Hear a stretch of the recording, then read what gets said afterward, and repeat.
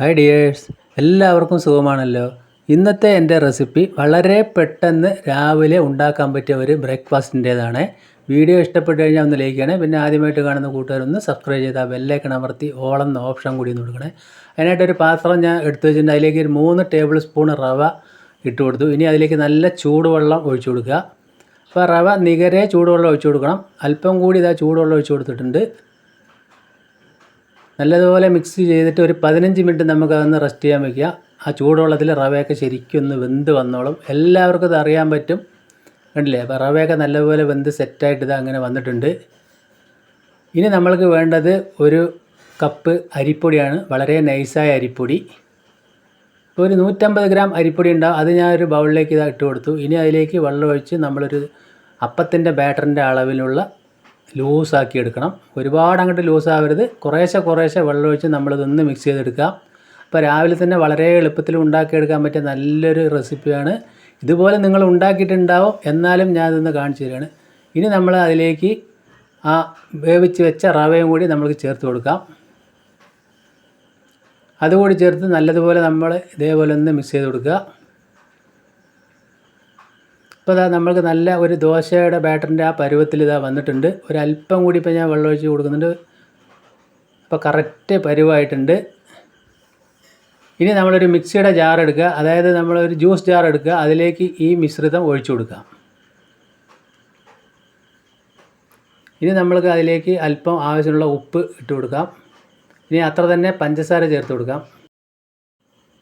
ഇനി അതിലേക്ക് ഒരു കോഴിമുട്ട പൊട്ടിച്ച് ഒഴിച്ചു കൊടുക്കാം. കോഴിമുട്ട വേണ്ടാത്തവരാണെങ്കിൽ ഒരു ടേബിൾ സ്പൂൺ ഓയിൽ ഒഴിച്ച് കൊടുത്താലും മതി. കോഴിമുട്ട ആകുമ്പോൾ ഒന്നുകൂടി നല്ല ടേസ്റ്റായി ഉണ്ടാവും. ഇതൊന്ന് നമ്മളൊന്ന് കറക്കിയെടുത്തിട്ട് വരാം. നല്ലതുപോലെ ഒന്ന് പൾസ് ചെയ്ത് കറക്കിയെടുത്ത് വന്നിട്ടുണ്ട്. എല്ലാ മിശ്രിതവും നല്ല അടിപൊളിയായിട്ട് കിട്ടിയിട്ടുണ്ട്. ഇനി നമ്മൾ ആ നേരത്തെ ബൗളിലേക്ക് തന്നെ അത് ഒഴിച്ചു കൊടുക്കുക. ഇനി നമ്മൾക്ക് അധിക സമയം വെക്കേണ്ട ആവശ്യമൊന്നുമില്ല. നേരെ ഫ്രൈ പാൻ അടുപ്പത്ത് വെച്ച് നമ്മൾക്ക് അത് ചുട്ടെടുത്താൽ മതി. അപ്പോൾ നല്ലൊരു ബാറ്ററായിട്ട് ഇവിടെ കിട്ടിയിട്ടുണ്ട്. രാവിലെ എളുപ്പത്തിൽ തന്നെ ഉണ്ടാക്കാം. അപ്പോൾ ഞാനൊരു ഫ്രൈ പാൻ അടുപ്പത്ത് വെച്ച് തീ ലോ ടു മീഡിയം ഫ്ലെയിമിൽ ഇട്ടിട്ടുണ്ട്. ചൂടായി വരുന്ന സമയത്ത് ഇതേപോലെ അങ്ങോട്ട് ഒഴിച്ചു കൊടുത്താൽ മതി. നമുക്ക് പിന്നെ കയ്യിൽ വെച്ച് പരത്തേണ്ട ആവശ്യമൊന്നുമില്ല. ജസ്റ്റ് ഒന്ന് ആക്കി കൊടുത്താൽ മതി. ഇനി നമുക്കിത് 1 മിനിറ്റ് ഒന്ന് മൂടി വെക്കണം.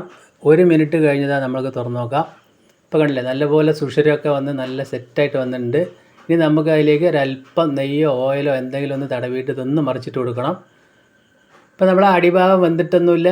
ഇപ്പോൾ ഇതൊന്ന് മറിച്ചിട്ട് നല്ലതുപോലെ ആ ഭാഗം ഒരു ബ്രൗൺ നിറമാകോളം നമുക്കതൊന്ന് ചുട്ടെടുക്കാം. കണ്ടില്ലേ, ഈ ഒരു കളറായി. ഇനി അതിൻ്റെ അടിഭാഗം കൂടി ഒന്നുകൂടി വെന്തോട്ടെ. അപ്പോൾ അതിൻ്റെ അടിവശം നമ്മൾക്ക് ഇതേപോലെ നല്ല സെറ്റായിട്ട് നല്ലപോലെ വെന്ത് കിട്ടിയിട്ടുണ്ട്.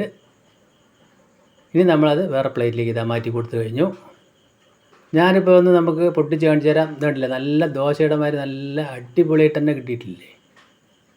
അപ്പോൾ രാവിലെ വളരെ പെട്ടെന്ന് തന്നെ നമ്മൾക്ക് അരിപ്പൊടിയും റവയും ഉണ്ടെങ്കിൽ ചെയ്തെടുക്കാൻ പറ്റും. ഉള്ളൊക്കെ നല്ല ശരിക്കും വെന്ത് നല്ല ടേസ്റ്റ് ആയിരിക്കും ചൂടോടെ കഴിക്കാൻ. വേറെ ഒന്നുകൂടി നമുക്ക് അതേപോലെ ഒന്ന് ചുട്ടെടുക്കാം. അതിന് മുമ്പായിട്ട് ആ കോട്ടൺ കൊണ്ട് നമ്മൾ ആ തവയൊന്ന് തുടച്ചു കൊടുത്താൽ മതി. അപ്പോൾ നമ്മൾ നോൺ സ്റ്റിക്ക് തവയിലാണ് ചെയ്യുന്നതെന്നുണ്ടെങ്കിൽ അധികം ചൂടാവാതെ ഒന്ന് ശ്രദ്ധിക്കണം. നോൺ സ്റ്റിക്ക് തവ ഒരു മീഡിയം ചൂടിൽ തന്നെ വെക്കുക. 1 മിനിറ്റ് ഒന്ന് അടച്ചു വെക്കുക. എന്നതിന് ശേഷം തുറന്നിട്ട് തിരിച്ചും മറിച്ചും 2 വട്ടം നമ്മൾ തിരിച്ചും മറിച്ചും ഇട്ട് അത് വേവിച്ചെടുക്കാം. അപ്പോൾ രണ്ടാമതും നമ്മളെ ദോശ ഇവിടെ റെഡി ആയിട്ടുണ്ട്. ദോശയെന്നോ അപ്പമെന്നോ എന്ത് വേണമെങ്കിൽ ഇതിനെ വിളിക്കാം. കഴിക്കാൻ നല്ലൊരു ടേസ്റ്റ് ആയിരിക്കും. അപ്പോൾ രണ്ടാമത്തും ഇതേപോലെ നമ്മളിതാ ചുട്ടെടുത്ത് കഴിഞ്ഞു. അപ്പോൾ അടിപൊളിയായിട്ട് കിട്ടിയില്ലേ.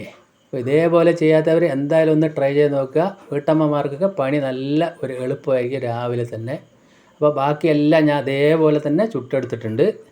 ഇതിൻ്റെ കൂടെ നമ്മൾക്ക് കുറുമയോ ഇഷ്ടമോ ചമ്മന്തി എന്ത് വേണമെങ്കിലും കഴിക്കാം. ഇറച്ചിക്കറിയുടെ കൂടെയും കഴിക്കാൻ നല്ല രുചിയായിരിക്കും. ഞാനിന്ന് അത് ചട്നിൻ്റെ കൂടെയാണ് കഴിക്കുന്നത്. അപ്പോൾ സൂപ്പറായില്ലേ. വീണ്ടും നല്ല വീഡിയോ ആയിട്ട് കാണാം. Thank you.